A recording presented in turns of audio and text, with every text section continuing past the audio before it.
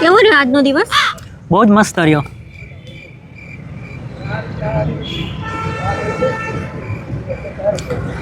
તારો દિવસ કેવો રહ્યો?